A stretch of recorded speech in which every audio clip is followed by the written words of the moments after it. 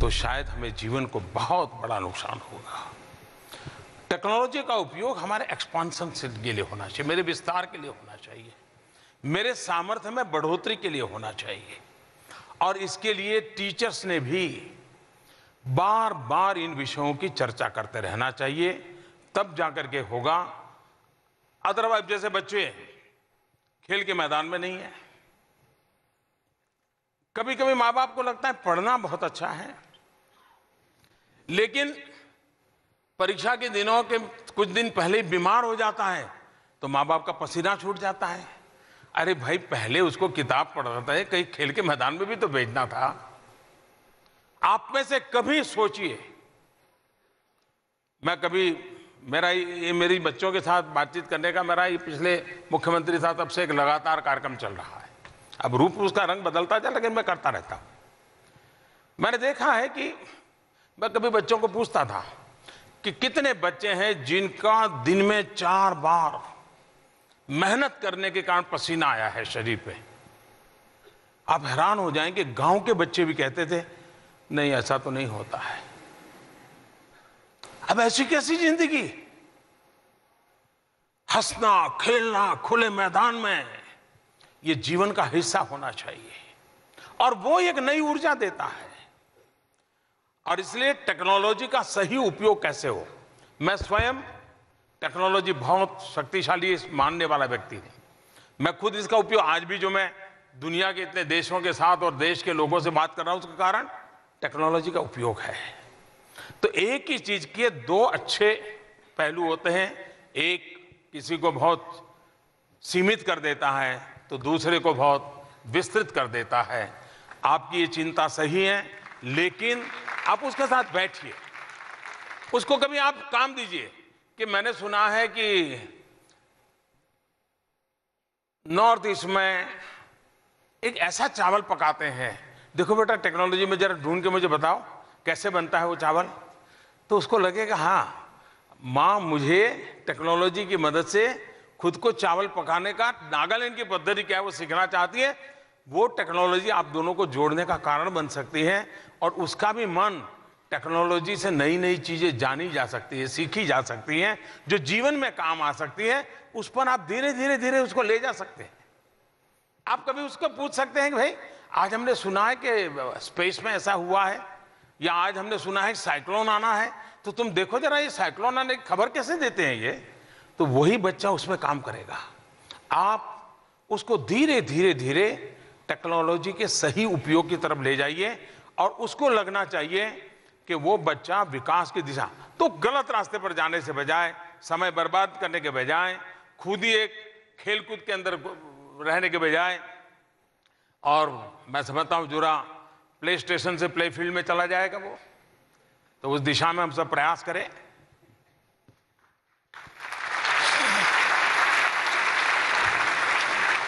Sir, वंश अग्रवाल फरीदाबाद से हैं, यहीं पर इस वक्त मौजूद हैं। इनका सवाल थोड़ा सा हटके है। वंश। नमस्कार सर। सर, मेरा नाम वंश अग्रवाल है और मैं मानव रचना इंटरनेशनल स्कूल फरीदाबाद की कक्षा 10वीं का छात्र हूं। सर, मेरा आपसे यह सवाल है कि हमें अपने लक्ष्य को निर्धारित कैसे करना चाहिए।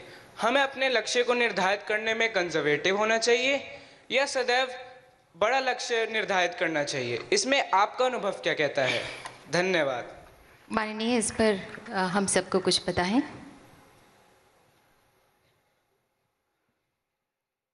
मैं आपसे एक सवाल पूछूं, जरा हाथ ऊपर करना। ऐसा कितने लोग मानते हैं कि लक्ष्य बहुत छोटा होना चाहिए? जरा हाथ ऊपर करें। जो ये मानते हैं कि लक्ष्य बहुत छोटा होना चाहिए, ऐसा कितने लोग हैं? 2-3 लोग ही हैं। जो मानते हैं लक्ष्य बहुत बड़ा होना चाहिए, कितने हैं? तो डेमोक्रेटिक वे में तो तय हो गया।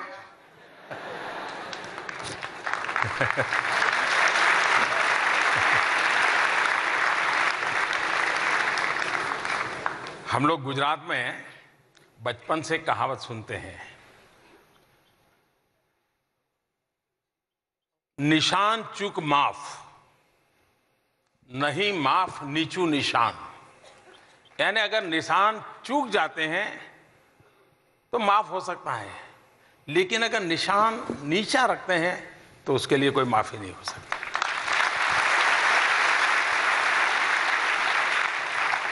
जब लक्ष्य तय करते हैं तो मेरा एक मत रहता है कि लक्ष्य ऐसा होना चाहिए जो पहुंच में हो लेकिन पकड़ में न हो।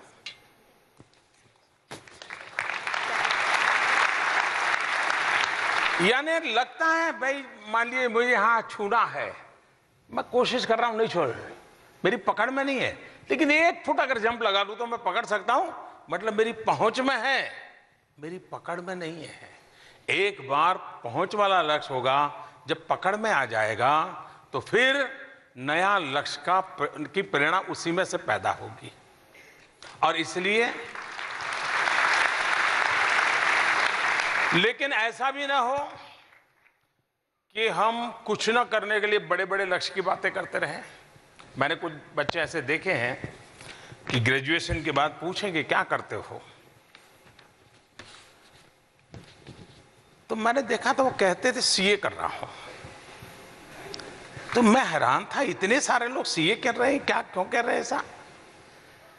तो पता चला कि वो, ये मैं कोई 20 साल पहले की बात कर रहा हूं, कि ये सीए कर रहा हूं ऐसा क्यों कर रहे हैं।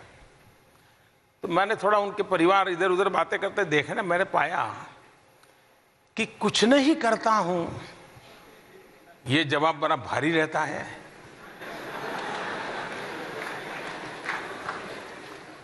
अब 20-22 साल की उम्र हो गई है, रिश्ते भी आते हैं,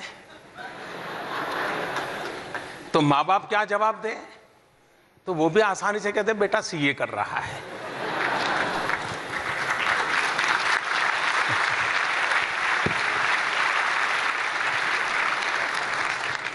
अब ये लक्ष्य नहीं है जी, ये तो एक प्रकार से चालबाजी है अपने आप को सुरक्षित करने की। हमें पहले अपने आप को भली भांति जानना चाहिए, अपने तरीके से जानना चाहिए, किसी के संदर्भ में नहीं, अपने माँ बाप के सपनों के संदर्भ में नहीं, अपने टीचर के सपनों के संदर्भ में नहीं, आपके प्रधानमंत्री के भाषण के संदर्भ में नहीं, खुद के संदर्भ में। मैंने जो तय किया था पहले, क्या हुआ उसका, उससे आपको पता चलेगा हाँ मैं इतना तो कर सकता हूं। तो तय करो, यहां नहीं रुकना है, 5 कदम और जाना है। लक्ष्य अपने सामर्थ्य के साथ जुड़ा हुआ होना चाहिए और अपने सपनों की ओर ले जाने वाला होना चाहिए। ऐसा ना हो कि सपने ही मरे पड़े हो तो सामर्थ्य ही मरता चला जाता है, और ऐसी जिंदगी कभी नहीं होनी चाहिए। और इसलिए मेरा मत रहेगा कि लक्ष्य साफ होने चाहिए। लक्ष्य 2 प्रकार के भी होते हैं। एक अंतिम लक्ष्य की प्राप्ति के लिए छोटे छोटे, आपने देखा होगा कोई जो बड़ी पहाड़ी चढ़ता है तो पहले छोटी छोटी पहाड़ियों को लक्ष्य बना करके चढ़ते चढ़ते उसको सिद्ध करके फिर अगली चोटी पे जाता है। हमने भी कोशिश यही करनी चाहिए, तब जाकर के मैं समझता हूं कि हम लक्ष्य के साथ जीवन को चला सकते हैं और उस लक्ष्य को प्राप्त कर सकते हैं। और लक्ष्य अगर प्राप्त नहीं हुआ है तो हमने एक बार इंट्रोस्पेक्ट करना चाहिए, देखना चाहिए अंदर कि मैंने तय किया था कहां कमी रही, मेरी मेहनत में कमी रही, मेरे प्लानिंग में कमी रही। इन छोटे छोटे लक्ष्य का वेरिफिकेशन करते रहेंगे तो बड़े लक्ष्य तक जाने में कोई बड़ा हादसा नहीं होगा। आप उसको आसानी से करेक्ट करते जाएंगे, पार करते जाएंगे। तो लक्ष्य सिर्फ होना इनफ नहीं है, लक्ष्य पाने के रास्ते में आपका कितना कंसंट्रेशन है, आप कितनी एनर्जी कितनी लगाते हैं, किस काम के लिए कितना समय लगाना चाहिए, कैसे लगाना चाहिए, इस पर अगर आप जागृत हैं, मुझे विश्वास है कि कोई लक्ष्य बेकार नहीं जाता है। वो लक्ष्य आपको भी सामर्थ्यवान बनाता है।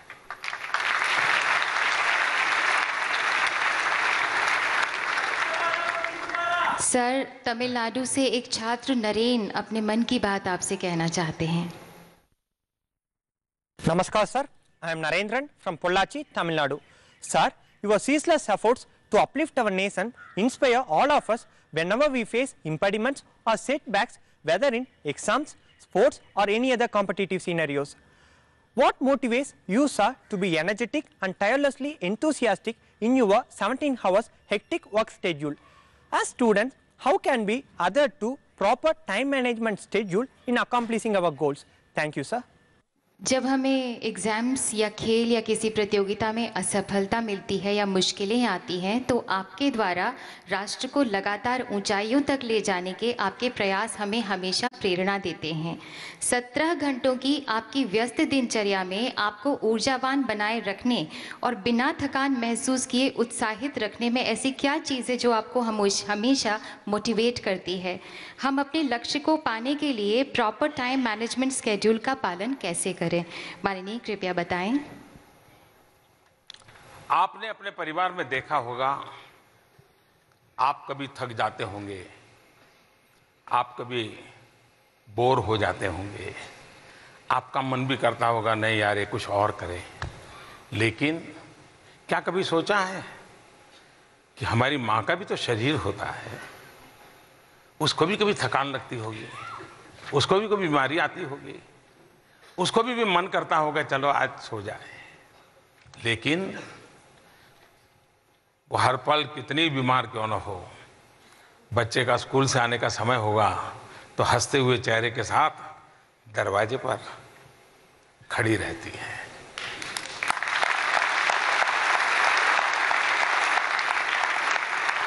अगर उसको कोई सवाल पूछे कि माँ तेरे में ये ऊर्जा कहाँ से आती है, तुम दिन में 24 घंटे 8 घंटे किचन में खड़ी रहती हो, इधर दौड़ती हो, टेलीफोन आया तो उसको उठा लेती हो, घर की घंटी बजी तो दौड़ जाती हो, मेहमान आया तो पानी पिला लेती हो, काम वाली नहीं आई तो उसको बुलाने के लिए कोई व्यवस्था करती हो, नहीं इतनी सारी चीजें कैसे करती हो?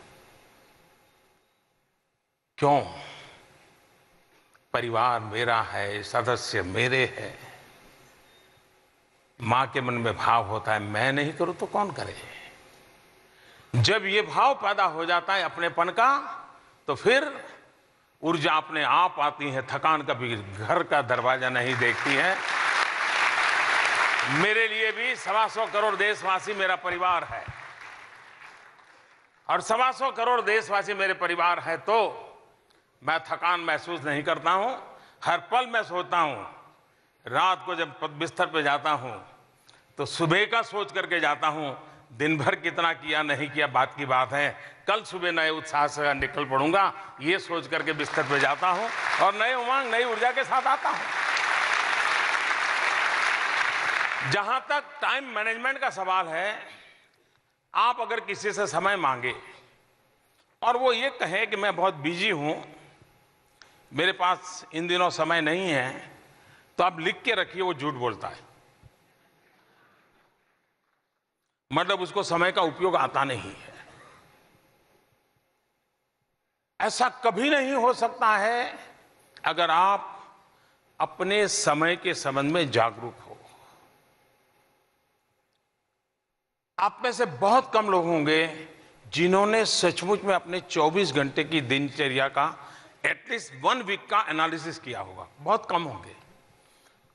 आप एक काम कीजिए, बीते हुए एक सप्ताह में आप सुबह से शाम तक अपना याद करके लिखो समय का क्या उपयोग किया, तो आपको ही पता नहीं होगा कि मैंने ये काम क्यों किया यार, मैं तो बेकार में समय बिगाड़ दिया। देखो मैं तो यहाँ खाली बैठा था, मैं तो ऐसे ही बातें कर रहा था, मैं ऐसे वो चीज को देखा करता था। आप तुरंत सोचेंगे नहीं नहीं ये 6 चीजें कम करूं, ये समय निकलेगा, यहां उपयोग करूंगा। टाइम मैनेजमेंट ये हमारे अपने हाथ की बात होती है, हम इसको बड़ी आसानी से कर सकते हैं। और इसके लिए कोई बड़े MBA, बहुत बड़ी कोई ऑक्सफोर्ड की किताब पढ़ना कोई जरूरी नहीं चाहिए। आप सिंपली अपने यहां घर काम के लिए आने वाली महिला को जरा ऑब्जर्व कीजिए। इन दिनों एक ही परिवार में घर काम करने वाली जो लोग होते हैं बहुत कम होते हैं। वे 10-12 घरों में काम लेते हैं और उनको पता होता है कि इनके घर में 7 बजे बर्तन साफ करता है, उनके घर में 9 बजे बर्तन साफ करना होता है, उनके घर में 11 बजे कपड़े धोने होते हैं, उनके घर में 12 बजे किचन में जाना।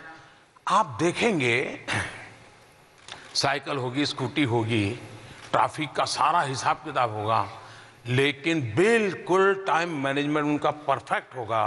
वो 3-4 बजे तक जितने परिवारों में सेवा करती हैं या करता है, वो बिल्कुल परफेक्ट टाइम मैनेजमेंट से करते हैं कि नहीं करते हैं? हमने ऑब्जर्व नहीं किया उसको। यानी जिसने स्कूल देखी नहीं है, क्लास देखा नहीं है, लेकिन उसको भी समझ है कि मेरे समय को मैं ऐसे बांटूं। और आपने देखा होगा किसी घर में अगर नहाने में देर हुई है, कपड़े धोने बाकी हैं, तो वो कह देती है कि ठीक है रखे रखो, कल साथ में धोऊंगी, आज नहीं धोऊंगी, मेरा समय तय है। होता है कि नहीं होता है ऐसा? आपने ऑब्जर्व ही नहीं किया है, यही गड़बड़ है।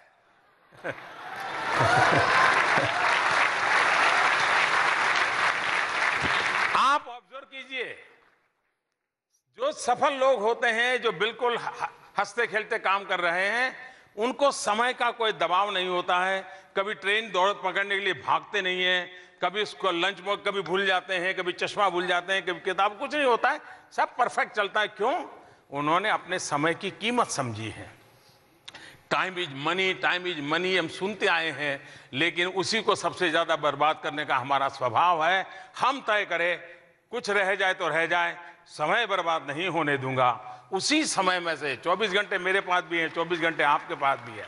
ईश्वर ने इसमें सामाजिक न्याय व्यवस्था की हुई है। अमीर से अमीर को भी 24 घंटे हैं, गरीब से गरीब को भी 24 घंटे है, और इसलिए उसका सर्वाधिक अच्छा उपयोग करने की आदत आसानी से बनाई जा सकती है। सर, पठानकोट से एक स्टूडेंट जुड़ रहे हैं, नाम है Amit Chauhan. Namaskar sir, myself Amit Chauhan, a science graduate student from AB College, Pathankot. I am very happy to be a part of Pariksha Pe Charcha. And my question from you is, what is the key formula for developing the attitude of accepting studies as a source of fun and interest, not stress? Thank you. ताकि हम पढ़ाई को fun और interest की तरह लें, तनाव की तरह नहीं। माननीय एग्जाम के स्ट्रेस से ही संबंधित सवाल पूछा है सुरप्रीत डेगोल ने काठमांडू से। ये एक स्टूडेंट हैं। Good morning sir, I am Supreet Dangol, a student of Kendriya Vidyalaya Kathmandu, and I live in Kathmandu. We start living with the term examination since our primary classes. This becomes part of our personality. Do you think exams are helpful for improving our personality, or do exams obstruct our all-round development? Thank you sir. Thank you sir. हम प्राथमिक कक्षाओं से ही examination शब्द term के साथ जीना शुरू करते हैं। ये हमारे व्यक्तित्व का हिस्सा बन जाता है। माननीय, क्या आप सोचते हैं कि एग्ज़ाम व्यक्तित्व को निखारती है या फिर एग्ज़ाम हमारे व्यक्तित्व के पूर्ण विकास में रुकावट है? माननीय, कृपया इन दोनों ही सवालों के बारे में हम सबको कुछ बताएं। देखिए, कसौटी बुरी नहीं होती है, एग्जाम बुरी नहीं होती है।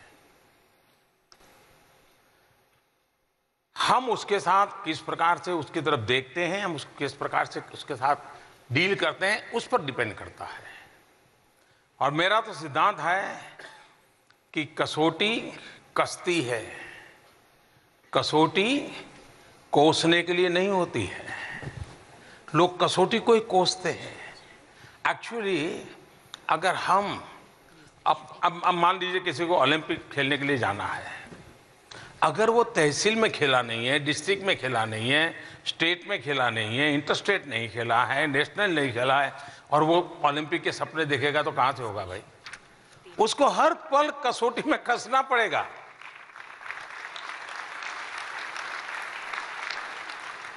इसलिए हम एग्जाम को, कसौटी को एक अवसर माने, ये अपॉर्चुनिटी है।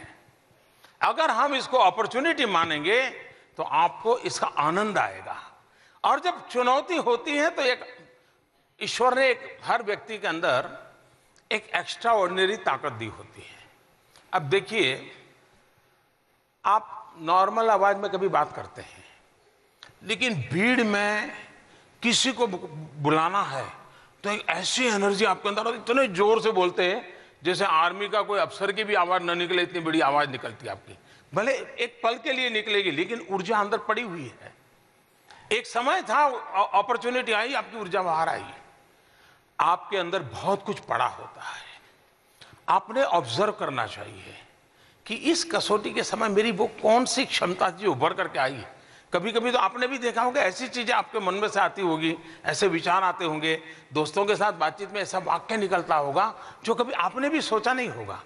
इसका मतलब ये हुआ कि आपके भीतर परमात्मा ने बहुत सामर्थ्य रखा हुआ है, लेकिन उस सामर्थ्य को परखने के लिए आपका अपना कोई मैकेनिज्म नहीं है। तो ये एग्जाम वो आपको अवसर देती हैं आपके अपने सामर्थ्य को परखने के लिए। दूसरा, हम एग्जाम के लिए जिंदगी न जिए, हम खुद के लिए जिंदगी जिए। जब हम खुद के लिए जिंदगी जीते हैं, हमें लगता है कि नॉलेज होना चाहिए।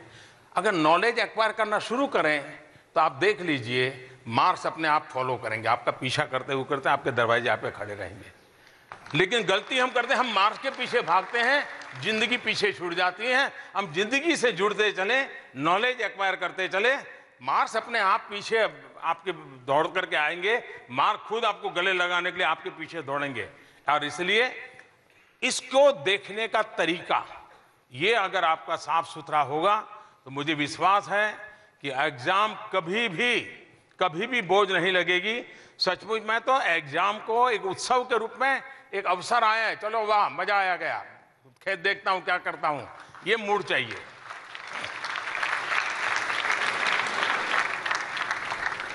माननीय प्रधानमंत्री जी, अलीगढ़ मुस्लिम यूनिवर्सिटी से मोहम्मद सलीम एक स्टूडेंट हैं जो आपसे कुछ पूछना चाहते हैं।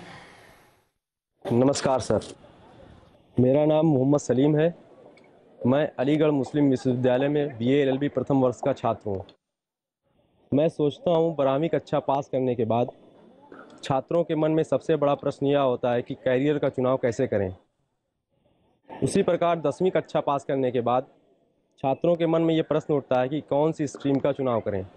पेरेंट्स बच्चों की रुचि को ना समझते हुए उन्हें साइंस स्ट्रीम में जाने के लिए बाध्य करते हैं। कृपया हमें इस विषय पर हमारा मार्गदर्शन करें। धन्यवाद। और अब बनारस हिंदू यूनिवर्सिटी से शांभवी शुक्ला जो कि एक छात्रा हैं, आपका मार्गदर्शन चाहती हैं।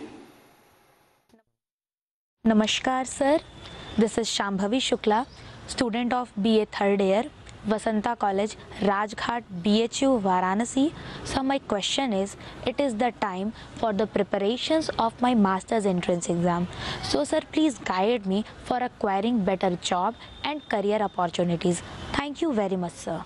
मास्टर्स एंट्रेंस एग्ज़ाम की तैयारी कर रही हूँ। हम बैचलर स्टूडेंट्स की ज़िंदगी का ये एक नया दौर है।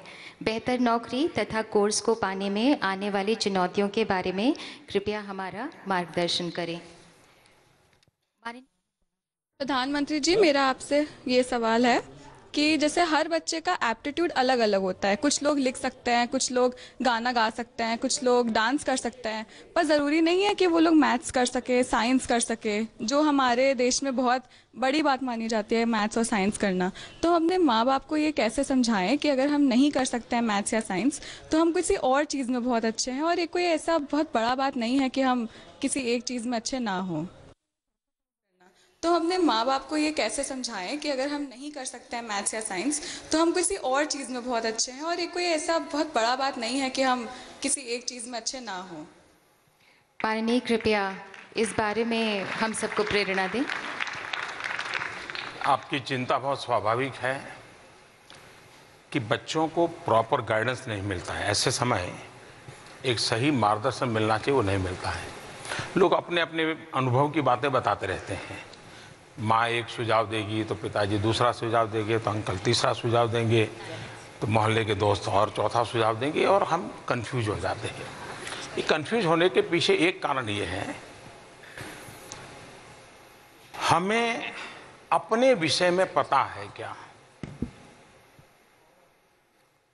मेरा अपना पैशन क्या है, मेरी रुचि किस में है, और मैं मेरी रुचि के अनुसार इसके पहले कुछ कर पाया हूं क्या, मेरे सपने क्या है, वो बात की बात है। पहले मेरा पैशन क्या है, और उसके बाद आप माँ बाप को भी कन्विंस कर सकते हैं। देखिए, 8वीं कक्षा में मैंने इसमें ऐसा किया था, 9वीं में मैंने ऐसा किया था, मेरे टीचर मुझे बता रहे थे। उस समय तहसील के अंदर जब कंपटीशन था तो मैं गया था, मैं ये करके आया था। मुझे लगता है कि मेरे भीतर ये ताकत है। कभी हमने अपने टीचर जिसके प्रति हमारा लगाव हो, उनके साथ बातें करनी चाहिए कि साहब आप मुझे 4 साल से पढ़ा रहे हो, मुझे देखते हो, आपको क्या लगता है मुझे क्या करना चाहिए? और ऐसा नहीं कि टीचर समय नहीं देते हैं। अगर कोई विद्यार्थी टीचर के प्रति आत्मीय भाव से जुड़ता है तो उस टीचर को भी लगता है हाँ इस विद्यार्थी को मैं समय दूं, उसको गाइड करूं, उसको भी लगता है। लेकिन ज्यादा कंफ्यूजन इस बात का नहीं होता है कि कोई आपको क्या कहता है, माँ बाप क्या कहते हैं, आप खुद कंफ्यूज हैं, ये समस्या है। कंफ्यूज इसलिए हैं क्योंकि आपको पता नहीं है कि आपको क्या। मुझे बराबर याद है, मैं बहुत साल पहले बड़ौदा में MS यूनिवर्सिटी के हॉस्टल्स में जाया करता था स्टूडेंट से परिचय करने के लिए। ये कोई मैं 77, 78, 79 के कालखंड की बात कर रहा हूँ। तो उनसे मिलता था, बैठता था, बात करता था। तो मैं ऐसे ही उनको कभी पूछता था कि आपका मन में इरादा क्या है, क्या सोचते हैं? तो ज़्यादातर बच्चे जवाब देते थे एक बार ग्रेजुएट हो जाऊं, आगे का पता ही नहीं उसको, एक बार ग्रेजुएट हो जाऊं। एक बार मैं पूछ रहा था तो एक बच्चा वहाँ गुजरात के बाहर का था, वो वहाँ पढ़ता था, उसने कहा आई वॉन्ट टू रूल। मैं हैरान था, बोले मैं तो आई वॉन्ट टू रूल। तो मैंने कहा क्या राजनीति में जाना चाहते हो क्या? नहीं, बोले राजनीति में नहीं जाना है, बोले मुझे बाबू बनना है। बाबू ही तो बोले शासन करते हैं, राजनेता तो बोले आते हैं जाते हैं। मैं ये 40 साल पहले की घटना इसलिए सुना रहा हूं, उस बच्चे को इतनी क्लैरिटी थी कि मुझे क्या करना है। और बाद में मैंने जरा जानकारी ली तो मैंने सुना कि वो वैसे ही गवर्नमेंट सिस्टम में ही चला गया और अच्छी पोजीशन पे वो पहुंचा था। उसके जो दोस्त लोग थे उनसे मैंने सुना था। कहने का मेरा तात्पर्य ये है कि हमारे मन में क्लैरिटी होनी चाहिए, clarity of the thoughts, faith in conviction. मेरा कन्विक्शन में मेरा विश्वास होना चाहिए, एंड कैरेक्टर टू एक्ट, उसके अनुसार काम करने वाला मेरा जज्बा, मेरा शरीर, मेरा मन, मेरी बुद्धि, मेरी समय, ये अगर हम डेवलप करें तो हम आसानी से उस दिशा में जा रहे हैं। साइंस, मैथ्स, उसका एक अपना महत्व है, लेकिन बाकी स्ट्रीम का महत्व नहीं है। ये जो हमारे देश में सोच बनी है वो ठीक नहीं है। साइंस और मैथ्स में हमारे महत्व होने के बावजूद भी जितनी मात्रा में वहां लोग जाने चाहिए नहीं जाते हैं, चिंता का विषय है। और उसका कारण है कि प्रारंभिक काल में उसको उस प्रकार का जो मोटिवेशन मिलना चाहिए वो हमारे यहाँ शायद कुछ कमी है। और उसके कारण कुछ टीचर्स ने, कुछ स्कूल ने, कुछ अभिभावक ने स्पेशल इंटरेस्ट लेकर के इन चीज़ों को डेवलप किया तो बहुत आगे निकल जाते हैं। कुछ लोग हैं ठीक है भाई, ग्रेजुएट के कारखाने में चले जाएंगे, उधर से कारखाने से निकलते जाएंगे, यही चलता रहता है। और इसलिए आपकी ये चिंता बहुत स्वाभाविक है। मेरी सलाह यही रहेगी कि आप दबाव में आकर के मत सोचिए, आप अपनी क्षमता के आधार पर, और उसमें किसी की मदद भी लीजिए। ऐसा नहीं कि आप अपने आप पर बिल्कुल सची होगा, ऐसा नहीं हो सकता है कि आपका अपना जजमेंट गलत हो, लेकिन अगर खुल करके बात करोगे तो शायद आपको सही मार्गदर्शन आपके अगल बगल के लोगों से मिलेगा।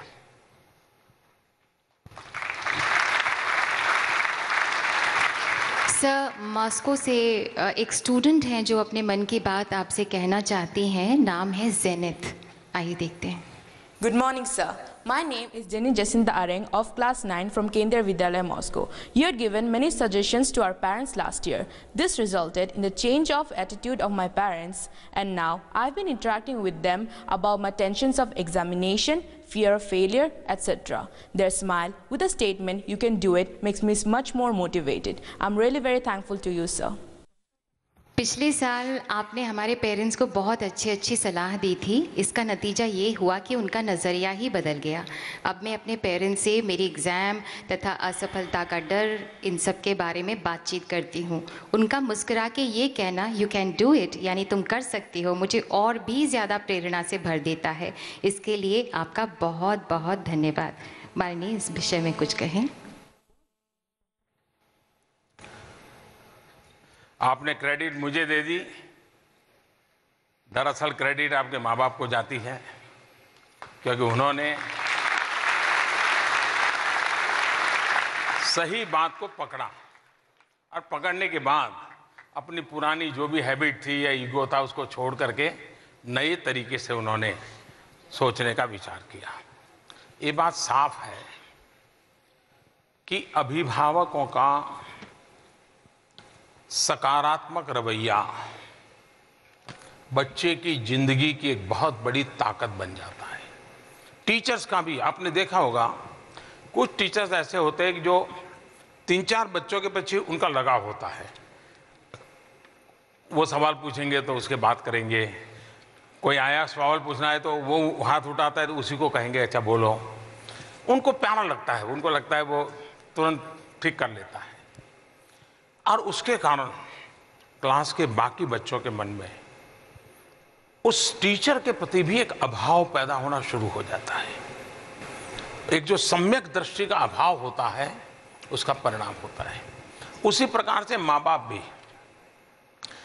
कभी अपने यार दोस्तों के यहाँ गए हो तो आपने देखा होगा कि पता चले कि हाँ इनका बेटा ने ये किया तो उसको बुलाएंगे, सुन देख इसने क्या किया। यानी 25 लोगों की भरी सभा में रिश्तेदारों के बीच में माँ बाप उसको वहीं सिखाना चाहते हैं, देख ये मोहन भाई के बेटे ने क्या किया, देख तू है जो कुछ करता नहीं है। हो गया मामला खत्म। और ऐसी आदत करीब सबको होती है। आप घर में भी जाओगे तो सुनाएंगे कि देखो मामा का बेटा कितना आगे निकल गया। तुम कुछ सोचो, ये जो कंपैरिजन है ये माँ बाप ने, टीचर ने कभी नहीं करनी चाहिए, कभी नहीं करनी चाहिए। उससे उसको बहुत निराशा मिलती है, उसको हतोत्साही कर देते हैं। ये एक ऐसा मनोवैज्ञानिक परिणाम लाती हैं जिसकी शायद हमने भी कल्पना नहीं की है। हमारा काम होना चाहिए उसको प्रोत्साहित करना। ठीक है वीक है बच्चा, लेकिन वो वीक क्यों है? क्योंकि आपने 90% वाले की तुलना करना शुरू किया, इसलिए आपको बुरा लगता है। लेकिन आप उसको ये कहो कि देखो बेटा पिछली बार तुम 55% लाए थे, इस बार 60 ले आए, क्या कमाल कर दिया तूने।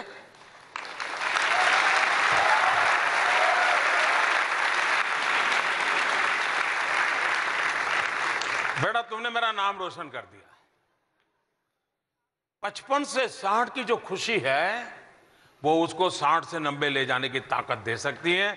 लेकिन 90 क्यों नहीं लाया, इसलिए 60 को कोसते रहोगे तो बच्चा 60 से 40 की ओर चला जाएगा, 60 के 70 की ओर नहीं जाएगा। और ये एक एनवायरनमेंट बहुत आवश्यक है। हम कोसते रहेंगे, हम उसको नीचा दिखाते जाएंगे बच्चों को, तो हम उसको कभी भी ताकतवर नहीं बना सकते हैं। मैं सरकार में काम करता हूं, अगर मुझे कोई छोटी भी बात किसी अफसर को कहनी है तो अलग से कभी मिल जाए तो बताता हूं कि देखो यार इसका कैसे करेंगे। लेकिन समूह में जब मिलता हूं मैं जी जान से उनकी तारीफ करता हूं, जी जान से करता हूं। और वो तारीफ झूठी नहीं होती है जी। उन्होंने भी अपने समय की जो भी शक्ति है, अनुभव है, पूरा निचोड़ दिया होता है। ठीक है प्रधानमंत्री की अपेक्षा के अनुसार 2 कदम पीछे रह गया होगा, लेकिन उसके कारण उसकी मेहनत बेकार नहीं है जी। टीम स्पिरिट के लिए ये गुण बहुत आवश्यक होते हैं। मेरा भी आपसे आग्रह रहेगा, आप अपनी तुलना अपने पुराने रिकॉर्ड से कीजिए। आप कंपटीशन अपने रिकॉर्ड से कीजिए। आप अपने रिकॉर्ड ब्रेक कीजिए।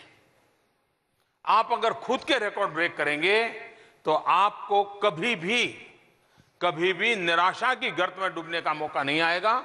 आप अपने आगे बढ़ना, और उसमें आपको पता है कि मैं 3 घंटे नॉन स्टॉप काम कर सकता हूं। 3.5 घंटा करना है तो 3 का पता है तो 3.5 का सोच सकते हो। सामने वाला 5 का कर सकता है तो मैं 5 नहीं कर सकता हूं, छोड़ो यार, मैं 3 के 3.5 कैसे कर लूं। ये बदलाव बहुत जरूरी है। अगर ये आपने कर लिया तो मैं नहीं मानता हूं किसी तनाव से आपको गुजरना पड़ेगा।